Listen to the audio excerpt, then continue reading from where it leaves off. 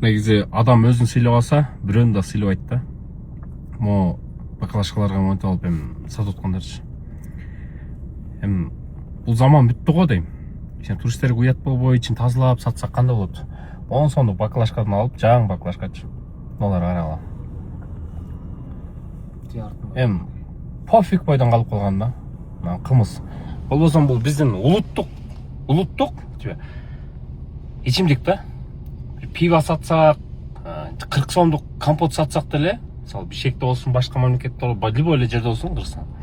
10 сомдон жана зерикпе баклажкаларды алып, сону сатат да. Эми нерде көпчүлүгү жанагындай баклажкаларга өткөн да. Мен баягы видео чыгарып кеткен. Мындай анча-амчалары эми билбейм, катуу тийсе кечириле, бирок өзүн сыйлабаган адам бирөөнү да сыйлабайт деп коет. Бул баклажка ким ичи ыргытты, ичинде кандай оорлар бар эле. Эми ал заман бүттү да. Туристтерге бергенде анда приятно болсо жакшы эмеспи? Жептеп акча иштештин эмесиби?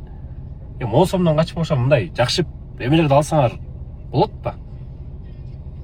Бул бир эле силердин ичимдигиңер эмес да, бул биздин общий кыргыздардын ичимдиги да. Өзбекстандан келсе, мисалы башка Казакстандан келип, мончемиси баклажка турат да. Ким сийип ыргыткан ал баклажкачы?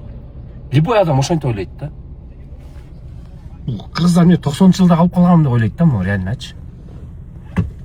Мен дагы бир суранат элем, мамлекет тарабынан биякта бир 60% жанагындай таза баклажка өтүшүптүр. Бирок кээрлер мону эле улантып атат да, ушул катуу бир текшерүү кылып, катуу көзөмөлдөгөсөңүздөр аябай жакшы болот эле. Өнүгөрсүн кыргыз кымыздары.